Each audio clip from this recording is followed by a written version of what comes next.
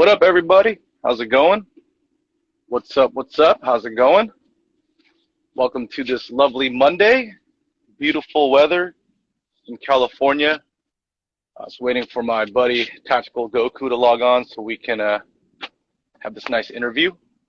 Tough spotlight, talking about people who have a passion, just doing what they do to continue to drive and achieve success every day.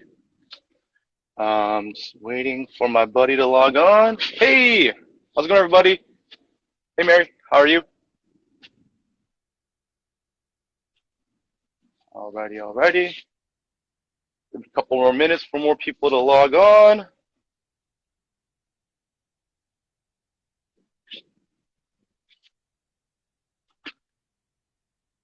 How's everybody doing?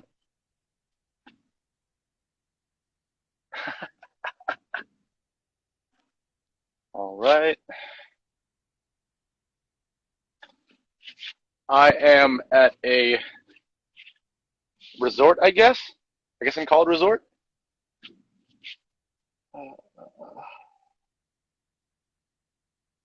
Hold on.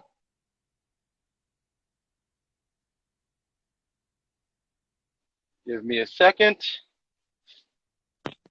How's it going, Hey, there you go. What's up, man? How are you? I'm doing good, man. How about you? Good, brother. Thanks for having me.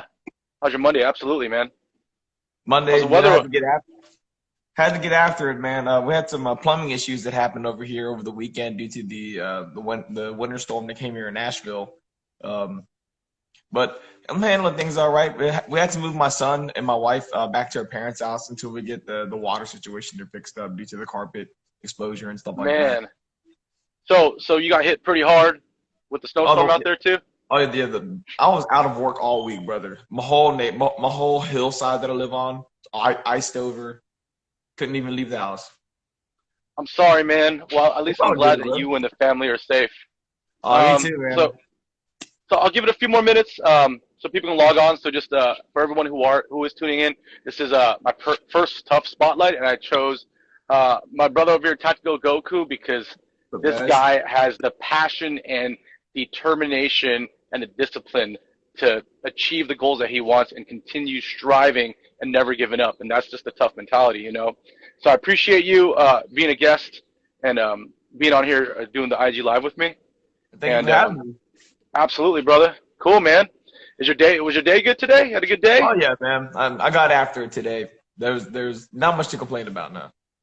Nice, man. Cool, man. So I guess we get started. You ready? All right, fire it up, brother. Cool. So the first thing that attracted me to you was your screen name, your handle, the Tactical Goku, right? So tell me a little bit about how you decided to come up with that name. I've always been a big anime fan growing up myself. I've always used anime as kind of a way to motivate myself in hard times, kind of aligning myself with the character storylines, kind of using those storylines to motivate myself to train, motivate myself to overcome internal battles. And for me, growing up with Dragon Ball Z, I felt I strongly aligned with how Goku is with his personality. He's very tenactic, but in a friendly way.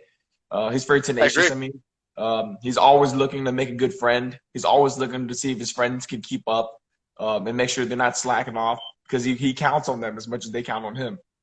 He's always down to eat a good plate or two, maybe three. He's always trying to find someone to best him so he can get better. And I'm very open-minded in that manner. There's people in this world that are masters at things I'll never reach. And I'll humbly say, hey, you show me the way. I'll let you bend me, mold me to the discipline that I need disciplined in. And I feel strongly that I aligned in that gesture there. Always down to spar too. It doesn't matter how long you've trained, if you're an amateur or not. If you want a friendly spar, I'm down to jump in and let's play around. Love your attitude, brother. You're an awesome human being, dude. And once again, I appreciate you being here, man. And you're also a cook, correct? Oh, I love to cook, brother. I love it. Can't feel the fight without the food. Yeah. So, moving on, the question I really want to ask you is that I know that you have a story to tell, and I know you grew up pretty rough and all that I stuff. And did. just tell us a little bit about yourself, or what you feel like you want to share with everyone here.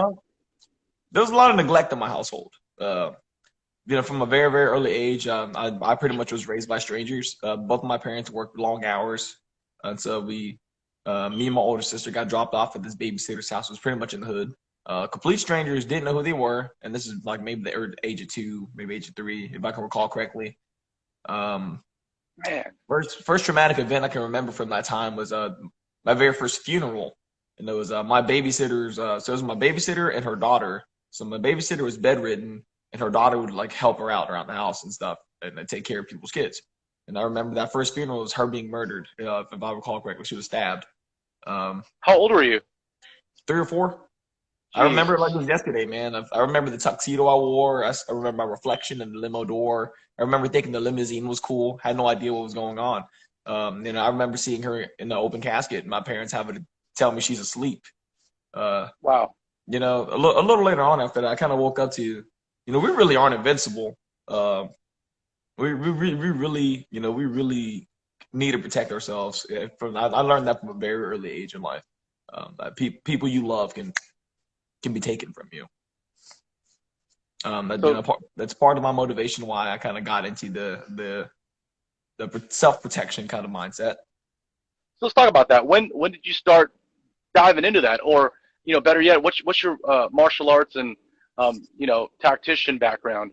Like growing up, I had a lot of exposure to like Shaolin Kung Fu movies and like a lot of old school Kung Fu movies like Feng Sai Yu, Once Upon a Time in China. A lot of dubbing. Absolutely. There's a lot of dubbed movies and shows and series that happen in like our Asian households. So there'd be like a bunch of Chinese old school wire fu films, like Chi Blast, mountains being blown apart and stuff, Shaolin Temple flying, Kung Fu action. But it's a Vietnamese dub. I got a lot of exposure to that growing up as a kid. So like I was so super fascinated with the Shaolin Temple. I mean, like I'd go to the local Buddhist temple here and like ask, like, me being naive, ask if they practice Kung Fu. Like I'm talking about embarrassing, man, embarrassing. But I was super, super like fascinated from these Chinese folk heroes. And not having anyone like to really like acknowledge me in a way of saying, hey, this is good, this is bad, this is how we should stand up to people, this is how we should carry ourselves. Not really having, my dad was around, yeah, he worked, but but he wasn't very involved in an emotional connection way. And so like I looked up to a lot of these people I watched through film and stuff. And that got me started to trying to look into doing Chinese Kung Fu. I trained with Stephen McDonald from Max Kung Fu Institute. He's big on Southern Shaolin. Also, he has a background in Wing Chun. He's trained with the federal police.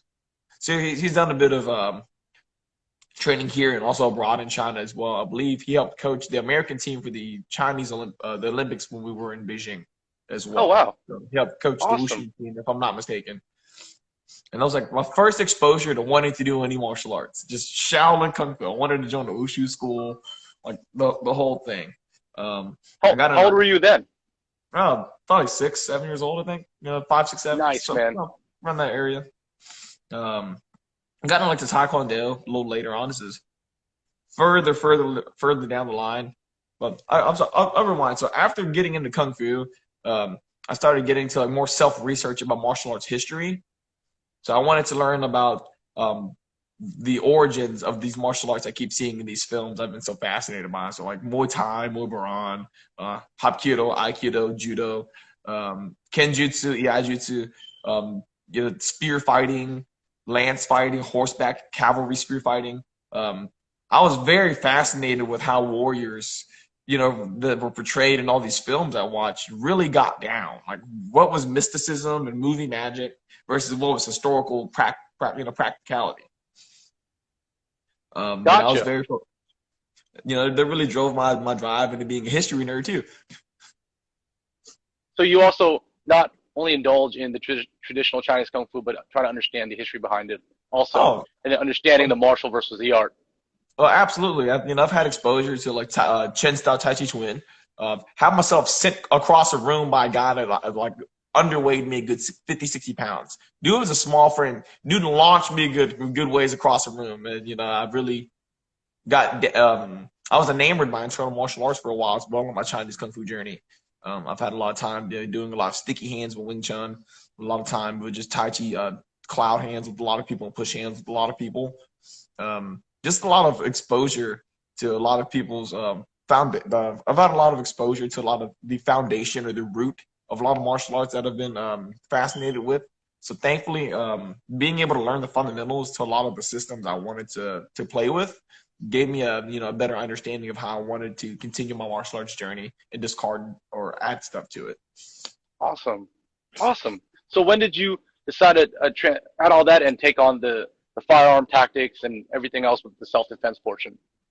In conjunction to the martial arts, I was also fascinated to the engineering. I was very good with my hands growing up as a kid. I always tinkered around. I used to build small siege engines. So I built tabletop catapults, stuff like that as a kid. I built a pretty decent sized catapult for a 10-year-old growing up, and we would launch fruit, eggs. We had these little neighborhood wars that we would have with the neighborhood kids, and I was the one kid in the neighborhood with the catapult. But I got into engineering. I know, but I got into engineering and what I wanted to be a gunsmith. That was actually my dream job. I wanted to design some cool gun that the military or somebody could use to do some good in the world. Growing up, I didn't have the greatest choice of friends in my area, but I had to keep things vague. I had a lot of gang involvement friends. I had a lot of organized crime involvement friends. A lot of legal guns around. My hands were around a lot of legal guns growing up as a kid. Pretty naive to how illegal things were. Just know these guys showed me love. They big brothered me, and they kept me from getting beat up and stuff like that. They just kept me out of trouble. They knew I was a school kid. I was the nerd, and it's they knew there's bigger things out for me. So they didn't try to get me to gangbang or anything like that. Just hey, you can hang out with us because you're friends with our little brother. It's like the big brothers who were in the trouble kind of thing. But being exposed to guns early on, I learned how the tick did worked. I got got less scared of firearms a little bit and started learning them from the mechanical side. Watched a lot of YouTube videos, so very self-taught on the mechanics of firearms. Started downloading gun PDFs at a pretty early age and started breaking stuff down. First two guns I rebuilt were two Mac 10s, actually. When I was 16, maybe 16, 17 years old on one of them. And then I rebuilt another one when I was 18, 19, I think. Highly legal guns. Oh, yeah, they're semi-auto. They're semi-auto nonetheless. I don't know how they got them. They just needed me to replace some parts or whatever. So I just kind of looked up some blue. I had to trial and error. There was so much just trial and error, and to wrap it up, I got to play with a lot of different guns at a very early age. Most adults wish they could have. That's awesome, man. But before turning 18, and who were not involved with family members or anything of the firearms industry or firearms culture. My household was completely not firearms culture. I was the pro gun-loving kid that was obsessed with guns. So would you say a majority of your tactics, your reloads, your draw stroke was majority self-taught? Oh yeah, definitely. Dude. Self-taught and then corrected. Hey, everybody who's watching, if you don't know, you should go on to Tactical Goku's feed and just watch his reload speed and everything. It's actually, I think that's like poetry in motion, man. You do it so smooth, and it shows that you practice, man. You know what I mean? Thank you. Yeah, dude. That my shooting, I kind of got into the curriculum or the principles. So a lot of Jeet Kune Do principles. I've kind of trickled down into how I train now. If I were to boil down what you compare my mindset or my analytics on how I train now, it would most likely be, Tony Blauer's spear system, using neurology, using fear, using scientific biological data to hardwire a person how to fight. And then combine that with Jeet Kune Do. I like it, man. So for me, I found out getting more exposed to learning different martial arts and different systems and their founders and, learning about them in general to be exposed about their mindset to maybe apply to my mindset. I found I really align with a lot of Paul Vunak's style of GKD, not the classical Inosanto style, but more PFS, more progressive fighting systems, very rapid, very straight hardcore, use what works kind of and don't be hesitant to break rules. Yeah, I agree. Because And in a then fight, it's never fair, right? absolutely. Exactly. I agree. And then And when it comes to using the Tony Blauer side of it, everybody knows the saying, you have a plan till you get knocked out, right? Like yep, that's just, everybody can die. Everyone can get knocked out. I can get my head clocked in by an 8-year-old with a tire iron if he had the motivation to do so. That's just facts. agreed. Doesn't matter how much I've trained. Um, and so like knowing that, right, I've kind of applied that what if I'm not invincible because of my mindset, and I apply Tony Blauer's system and principles to how I train now. Um, so So I so still love traditional arts, but I like training the simple, repetitive gross motor. so that's what Tony. For people who's joining and who doesn't know who Tony Blauer is, he's a guy that just really preaches on using your gross motor and instinctual skills and honing that to make it better and be able to allow you to succeed within a fight. Um, Huge Google him. inspiration of mine, Yeah, absolutely. he's a pretty cool guy. So my next question is, what is your ultimate goal in all this? You know, you train so hard. I mean, you know, you don't work in the industry. You know, what's the ultimate goal? My goal is just to be able to be an example for people who need some person to look up to. You know, I can share my story and show people that the things that I've survived, the things that I'm still battling inside, aren't things that take my motivation to train away. There are many friends I've had in different professions that are very talented, artists, musicians, carpenters, tradespeople, you name it. But something took their passion away, whether it be a breakup, whether it be a traumatic event, whether it be a financial chaotic situation. People lose the drive to do it as if they're going to die if they don't. For I me, agree. I firmly believe, not going to any other situations to save us time, but I've had enough situations in my life where everyone I thought could protect me couldn't, and I watched them get hurt, or or in a condition that we could have lost our lives because they were, to bluntly put, complacent and not passionate enough, not caring enough to look forward into saying, hey, can I really protect the people I love? They didn't have that mindset that someone could take someone they love away. And so, with that, I learned I need to get good. I need to get good fast. And I got reality checked a lot. I've had I've had my ass handed to me. I've been jumped, thinking I knew something. I've had myself Hmm. knocked out, thinking I knew something. And I learned that's the wrong approach. Let's back to the drawing board. Let's retrain. Um, So what's your why? What keeps you going? Because there are good days and bad days, right? When it oh, gets really absolutely. bad, what motivates you? What is your why? What keeps you going? What keeps me going? I would say knowing that I have some people to prove wrong. I wasn't the perfect person growing up. I haven't been the perfect person even in recent years. There's things I've said out of anger. There's things I've said out of spite or my ego that should have been said or even thought of. I can humbly say that. As good of an image and as good of a business image as I try to keep on this page, I'm still human. Yep. Absolutely. My why is proving those people wrong with my actions, disciplining myself. I'm sorry isn't enough, a lot of the time anymore. For whatever caliber of hurt I may have caused others. So for me, training is the way I punish myself. It's Oh my wow. way of bearing my cross to show people. Instead of saying I'm sorry, let me get so good that one day you might need me and I will be there, no questions asked. Wow. John 15:13. Lay down your love for others, to show the greatest way to love someone else, right? Um, I don't care about the money or the accolades or the sponsorships or the free gear I get from guys. That's great, and I highly appreciate it. I'm humbled. I'm just a guy trying to make sure that no one else feels scared and lonely, and that they feel like someone's going to listen to them and give them a chance to fight back. Everyone deserves a chance to get a chance to fight back, even if they've never thought of it before, had the confidence before. I want to give people the passion to stand up and say, hey, this is wrong. I need to figure it out. Someone give me a team of friends or a team of a set of mindsets or a set of things to do or discipline myself into give me a chance to fight back, whatever it could be, drug addiction, abuse, physical stuff, whatever the case is, right? We need to have fighting spirit in people. Roses carry thorns for a reason. Why shouldn't you? You love yourself that much. You give your loved ones thorns, thorny roses and stuff like that. But why do you? What is the symbolism behind that? There should be, a symbolism of longevity, right? Of prolonging life. Hence why, roses have thorns, in my personal view.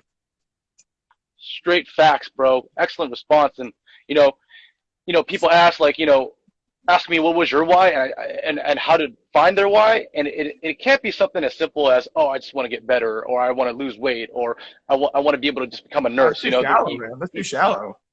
You know what I mean? Like, you got to dig deep, and you have a deeper reason, because you want to prove someone wrong, and saying sorry is not enough.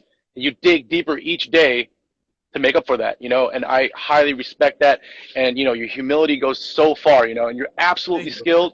And dude, just keep up the great work. You know what I mean? I appreciate that, brother. And then my last question is, what kind of advice would you give someone who has the interest in the tactics and want to learn that, but have no experience and don't know where to start? What do you recommend? Because you are the key person who had no resources, no teachers, but you were able to figure it out, and look at you today. You know what I mean? So what can you tell these people? Find context. Find backyard context is what I like to call it when I teach others. Look at local news crime. Look at the crime in your local area and see, build like a statistic board, what type of crime that is. Violent crime, is it strong arm robberies? Is it, no one's at home burglaries? Maximize your understanding of crime reports in your area first. There's apps for that. There's quick neighborhood apps, where you say, hey, I just saw someone, go in your mailbox, and everyone now knows who's on the app in your vicinity. Maximize the information you receive to build you a realistic context of training. There's too much blanket training. You and I could both agree. There's law enforcement training tactics that are military. There's military that are law enforcement. There's civilian that are both that shouldn't even be there. There's no insurance policies, no liability checks when someone stabs somebody out of fear that shouldn't have stabbed them, or shot somebody who shouldn't have shot them, etc. There's no need for that dumb shit, pardon my language, but there's no need for it. You need to have a realistic context to what you're going to apply to your habits, because I thought I could is not a legal excuse in court. It's not. Thank you. You want to make sure, and check with your local laws, check with your local authorities and stuff. But you need to make sure what you do is passable in court. And that's what it comes down to, right? Exactly. Yes, sir. So, people who just logged on, this is Tactical Goku. This guy is a self-taught tactician. And if you don't know, just go through his feed and just watch him work, because this guy's amazing. And I brought him on today just because this guy has that tough mentality and that drive to always never give up and succeed, and has absolute discipline. And most importantly, this dude is super humble. And, these are the type of people I look for and like to associate myself with, So I think we're wrapping up here on time. I think it's pretty early on my end, but if anyone had any questions for myself or Tactical Goku, please ask away. And also, if any of you guys have any questions about anything, I mean, we're in different time zones, but, we can always respond to any questions that you guys had and lead you toward the right direction. So feel free to direct message me or Marty here. Very, very knowledgeable individuals in the medical side as well, guys. He may not show a lot of medical posts, but if he has the time, you guys can plug in on just some basic civilian or basic medical stuff that you can learn to add on to your basic first aid. This guy is very knowledgeable in that, and he has, respectable amount of training behind the context of it. Appreciate you, brother. If there's any questions, we'll open it up now. If not, we're pretty much just gonna end it here, because I know that you got things that you got to take care of, brother. Yes, sir. I gotta run. I gotta run to take care of some things for the wife. Exactly. Have a life, brother. Well, I appreciate your time. I don't think there's any questions coming up, so I'll repost this video soon. And like I said, if anyone has any questions, please feel free to ask myself or Tactical Goku. Other than that, bro, thanks for coming on. Thanks for I appreciate you having me. Thanks so much. Yeah, dude. I appreciate you guys. So everybody else, including yourself, Tactical Goku, take care of yourself, take care of your family, stay safe, and your favorite quote, stay dangerous. Stay dangerous, guys. Thank you. All right, guys. Have a good night.